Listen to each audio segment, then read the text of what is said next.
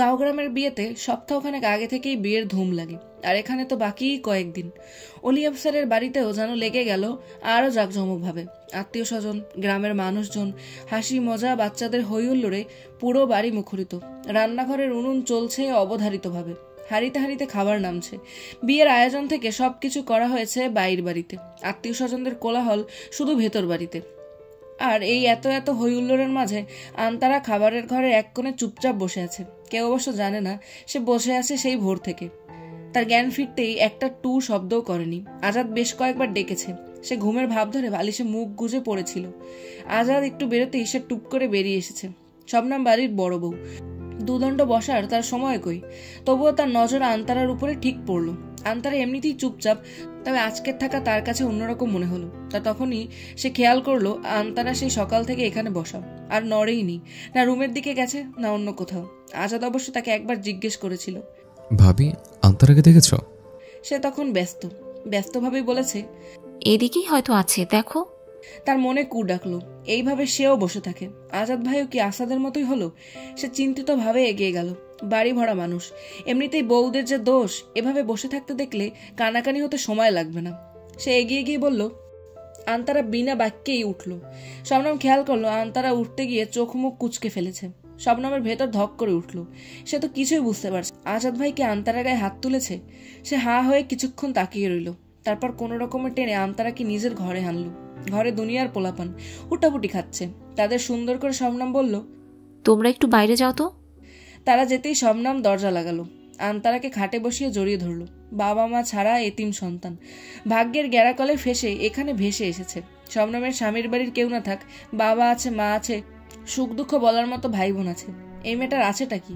যাবেই বা কোথায়? শবনম ধরতেই আন্তারা ফুপিয়ে উঠল। শবনমের এত খারাপ লাগলো। আজাদ রে আজাদ, তোরে তো আমি ভালোই ভেবেছিলাম, তুইও বংশের মতো খাটাসি বের হলি। বলেই সে সাথে সাথেই সবসময়ের মতো তওবা কাটলো।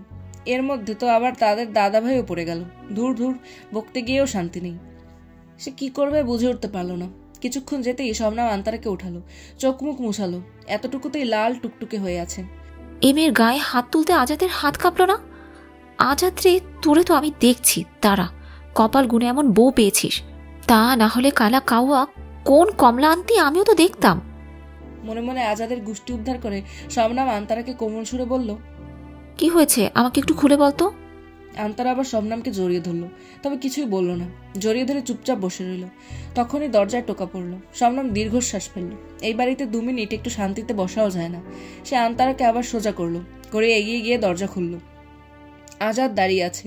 তাকে দেখি শবনমের গায়ে কেউ যেন লবণ মরিচের গুঁড়ো ছুঁড়ে মারল। সে রাগে ঠোঁটে ঠোঁট চেপে ঝাঁঝিয়ে বলল, কি চাই? আজাদ হেসে ফেলল। হেসে উকি দিয়ে শবনমের পেছনে আন্তারাকে দেখল। সে চোখ মুখ শক্ত করে গাল ফুলিয়ে অন্যদিকে তাকিয়েছে। সে হেসেই বলল, ভাবি 2 মিনিট সময় দাও। শবনম আগের মতোই রাগ নিয়ে বলল, 2 মিনিট কেন, আধা সেকেন্ডও না। কেন? শবনম আকাশ থেকে পড়ে বলল, তুমি আমাকে জিজ্ঞেস করছো?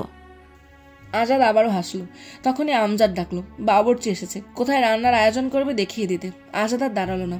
আরেকবার আন্তারার দিকে তাকিয়ে শবনমের হাতে কিছু গুজে চলে গেল। শবনম ভ্রুকুচকে হাতের দিকে তাকালো। এই ওষুধের পাতা তার পরিচিত, হালকা জ্বর ব্যথার জন্য ভালো। সে মুখ বাঁকালো। গরু মেরে জুতো দান বলতেই তার টনক নড়ল। নড়তেই সে আন্তারার দিকে ভালোভাবে তাকালো। গোড়া থেকে সব একটু ভাবলো, ভেবে বড় বড় চোখ করে আন্তারার দিকে তাকালো। তাকাতেই হেসে ফেললো।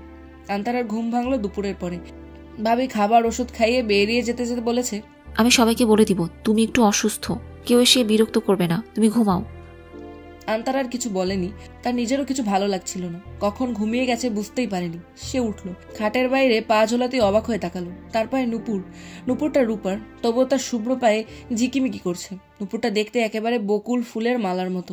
শেষে গিয়ে শুধু ছোট্ট 3টে ঝুমকা, সেটাই হালকা করে রিনঝিন করে বাজছে। সে ইচ্ছে করে কয়েকবার পা ঝুলালো। তার দেখতে ভালো লাগছে। তখনই দরজা ঠেলে ভাবি, মিথি, তাদের সাথে আরও খালাতো, মামাতো, ননদরা এসেছে। সবাই ঢুকলো। সবার হাতেই অনেকগুলো ব্যাগ। সে ব্যাগে খাটে ধপাস করে রাখলো। ব্যাগ ভর্তি গায়ে হলুদের কাপড়।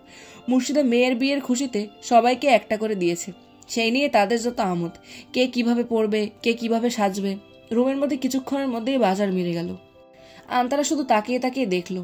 তার ঠোঁটের কোণে হাসি। অন্যদের খুশি দেখতেও তো ভালো লাগে। তখনই ধপ করে শবনম আন্তারার সাইডে বসলো।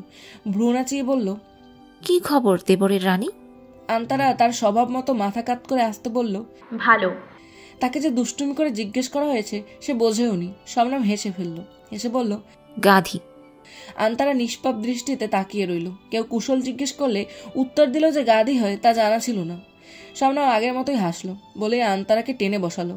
আজ বাড়ি ভর্তি মেহমান, এখন বের না হলে কথা শুনতে শুনতে তার জান বেরিয়ে যাবে। আন্তারা বেরোলো। রুম থেকে বের হতেই আজাদের সামনে পড়লো, যেন আশেপাশেই ছিল। আন্তারা তাকালো না, সে অন্য পাশে তাকিয়ে রইল।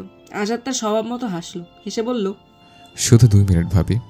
শবনম মুখ বাঁকালো, বাকিয়ে বলল, 2 মিনিট করে করে তো মাথা খেয়ে ফেলছো। 2 মিনিটে করবেটা কি? বউয়ের ফুলো গাছ চিমসা করতে করতেই তো তোমার ঘন্টা পেরিয়ে যাবে। আজাদ আবারও হাসলো। আন্তার এতক্ষণ গাল না ফোলালো, এখন ঠিক ফোলালো। শবনম আর তাকালো না, সে চলে গেল। যেতে যেতে আজাদের হাতে চিমটি কাটতে ভুললো না। শবনম যেতে আন্তারাও যেতে চাইলো, তবে আজাদ সামনে গিয়ে দাঁড়ালো।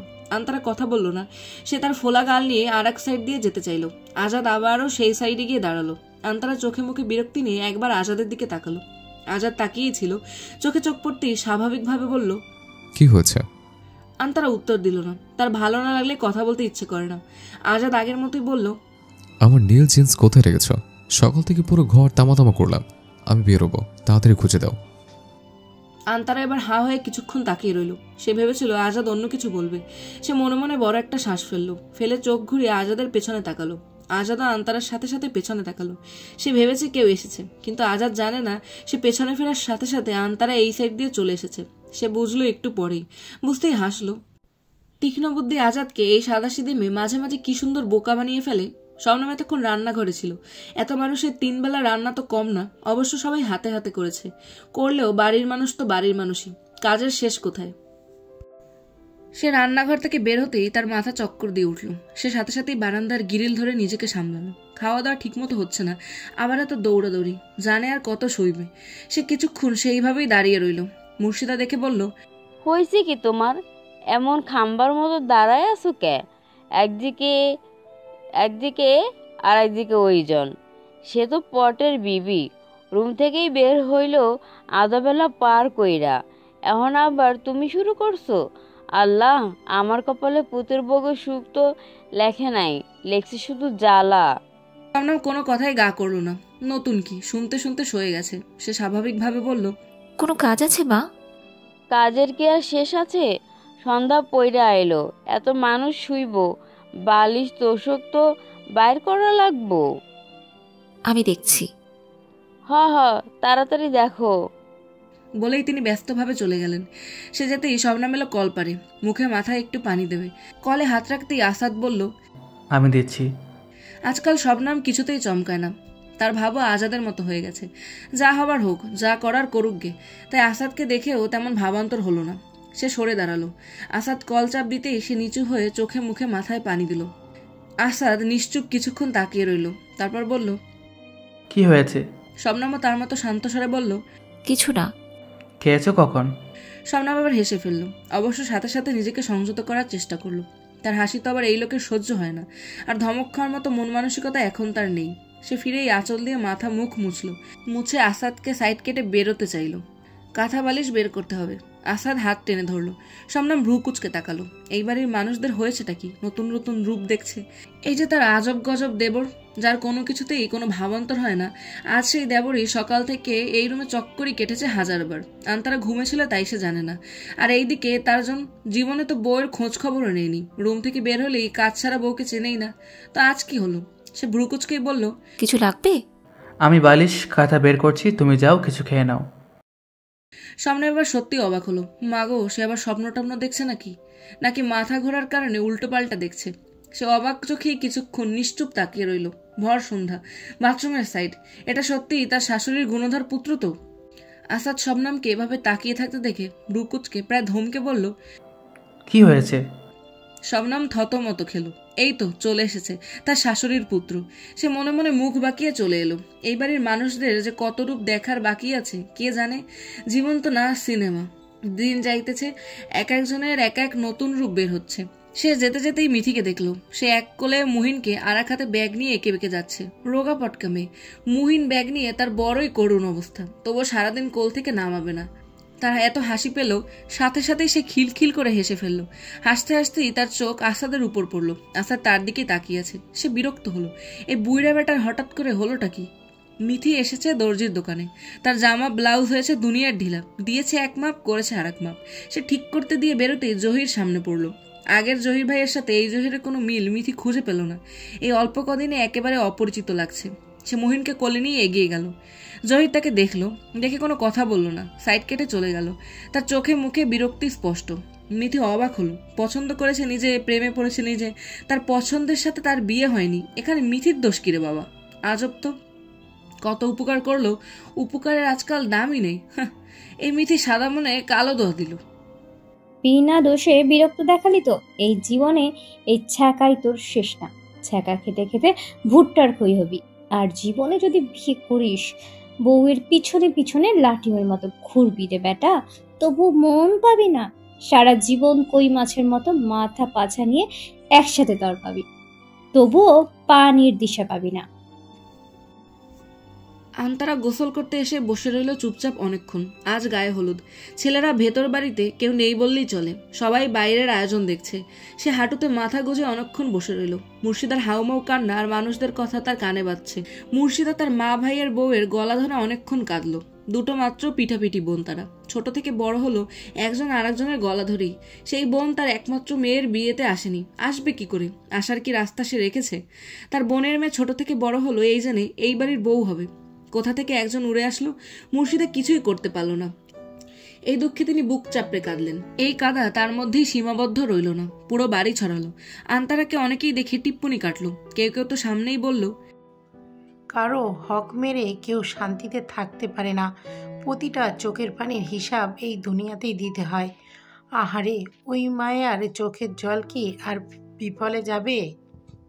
সমনাম আন্তারার গায়ে হলুদের শাড়ি পরাতে পরাতে দীর্ঘশ্বাস ফেলল। আন্তারা সেই যে চুপচাপ হয়েছেই, তার মধ্যে আজকে আবার তার শাশুড়ির কাণ্ড কারখানা।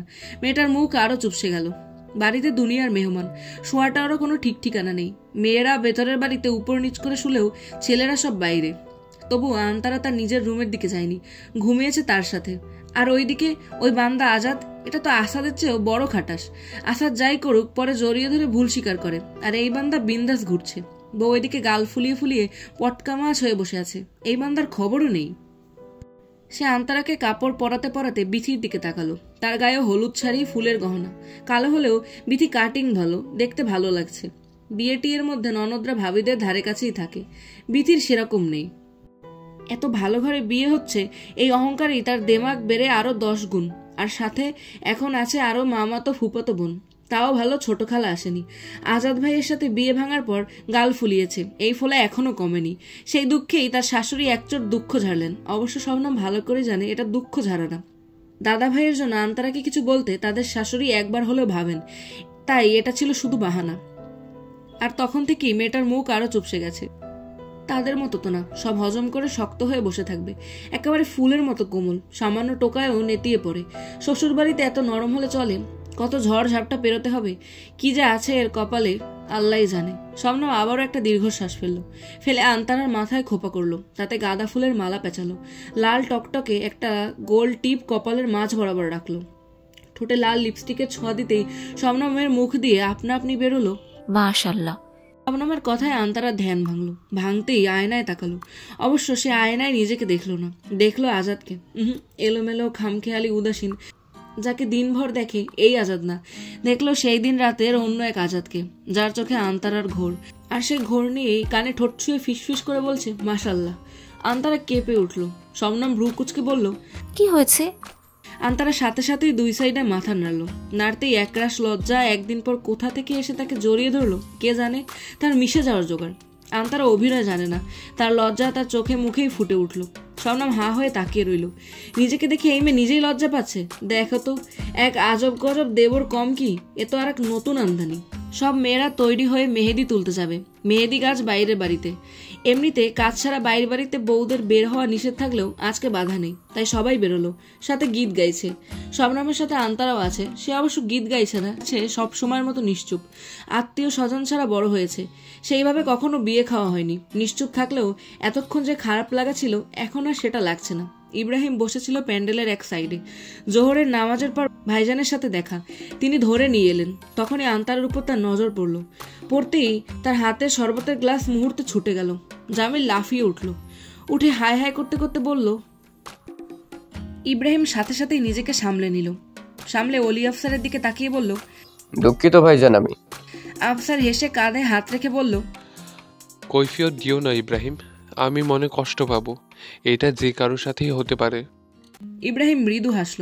আফসার তার কাঁধে হাত রেখেই বলল, তুমি যে সব ভুলে আমার খুশিতে এসেছো, আমি কত খুশি হয়েছি জানো না ইব্রাহিম, তা না হলে আমার মনে পাথর বেঁধে থাকতো। এত ভাবার কিছু তো নেই ভাইজান, এটা খুবই স্বাভাবিক ব্যাপার। যাই ঠিক আছে। ভালো। তাকে একটা ভালো মেয়ে দেখে সংসারটা বসিয়ে দাও। ইব্রাহিম কিছুক্ষণ নিশ্চুপ তাকিয়ে রইল, তারপর হালকা হেসে বলল, অবশ্যই ভাইজান, আমাদের বংশের দ্বিতীয় কোনো ইব্রাহিম হবে না, অন্তত ইব্রাহিম থাকতে তো না। ইব্রাহিম কি বুঝিয়েছে আফসারের বুঝতে অসুবিধা হয়নি বলেই সে শান্ত চোখে তাকালো। ইব্রাহিম আগের মতোই হেসে বলল, আমি শুধু জহিরের ব্যাপারটাই বুঝিয়েছি। সে আমাদের বংশের একমাত্র ছেলে, সে যদি আমার মতো বিয়ে শাদী না করে তাহলে চলবে? বংশের পিড়ি আগাবে কে? আফসার মাথা নাড়ালো, নেড়ে বলল, কথা সত্য, তার জুটি আল্লাহ যার সাথে বেঁধেছেন সেটা যেভাবেই হোক হয়ে যাবে, এত চিন্তা ভাবনার কিচ্ছু নেই। ইব্রাহিমও মাথা নাড়ালো, নেড়ে আবার একবার আন্তারার দিকে চোখ ফেরাতে গেল। তখনই আজাদ এসে আন্তারাকে আড়াল করে দাঁড়ালো। অবশ্য ইচ্ছে করে কিনা বোঝা গেল না, তবে সে খুবই বিরক্ত মুখে সেখানে দাঁড়িয়ে বাবুর্চির সাথে কথা বলছে। ইব্রাহিম শান্ত চোখে আজাদের দিকে তাকিয়ে রইল। আজাদও তাকালো, চোখে চোখে পড়তেই আজাদ হেসে ফেললো। হেসে হাত উঁচু করে সালামের ইশারা করলো। রাতে আন্তারা দুহাত ভরে মেহেদি পড়লো। অবশ্য বলতে গেলে সবাই পড়েছে, শবনমও পড়বে এমন সময় আসাদ এলো। নেমে ঘেমে একাকার, রাতের খাবার এখনো খায়নি। রুমে এসে পানির জগে হাত দিতে দেখে জগ খালি। বিয়ে বাড়ি যার যখন সামনে পড়েছে খেয়েছে, শবনমের খেয়ালও ছিল না। সে সাথে সাথেই উঠতে গেল, তখনই না শুরু করে দেয় লাফালাফি। ঘরভর্তি মানুষ, এর তো আবার রাগ উঠলে চোখে মুখে দেখে না। আসাদও সাথে সাথেই বলল, উঠতে হবে না, যেটা করেছিলে সেটা করো, আমি দেখছি। শবনম হাঁ হয়ে কিছুক্ষণ তাকিয়ে রইল, তার তো হজমই হচ্ছে না। আসাদ চোখ রাঙালো, শবনম সাথে সাথে চোখ ফিরিয়ে নিল। ভালো হবে না জীবনে। আসাদ ঠোঁট টিপে হাসলো। শবনমের গায়ে হলুদ শাড়ি, তবে শবনম সাজেনি, শুধু কোনোরকম শাড়ি পরেছে। মাথায় সবসময়ের মতো এলোমেলো খোপা, তবুও আসাদের চোখে অপসরার মতোই মনে হলো। আন্তারা একবার আসাদ আর একবার শবনমের দিকে তাকালো। তার সাদা সিধে মাথা আসলে কাহিনী বোঝার চেষ্টা করছে। তখনই মিথি খোঁচা দিল, দিয়ে বলল, ওই দিকে তাকাতাকি না করে তুমি বরং দরজার দিকে তাকাও। আন্তারা সাথে সাথে তাকালো। আজাদ দরজায় দাঁড়িয়ে আছে, চোখে মুখে তার দুনিয়ার বিরক্তি, তার সাথে ক্লান্তি। এমন ভাব এখানেই গড়িয়ে পড়বে। সে সেই ক্লান্তি বিরক্তি নিয়েই বলল, আমার কাপড় চোপড় তো কিছু হাতের কাছে পাই না, সারাদিন দৌড়াদৌড়ি করি, একটু আরাম করব, কাপড় খুঁজতে খুঁজতেই তো সময় শেষ। রুমে আছে না গাঁটটি বেঁধে সব ফেলে দিয়েছ? আন্তারাও হা হয়ে তাকিয়ে রইল। আজাদ তার সাথে এভাবে কথা কখনো বলেনি। সে সাথে সাথে আবার গাল ফুলালো, ফুলিয়ে অন্য পাশে তাকালো। কি আশ্চর্য, তার চোখে পানি এসে পড়েছে। শবনম হাসলো। এই গাধি না বুঝলেও সে বুঝেছে আজাদ কেন এভাবে কথা বলেছে।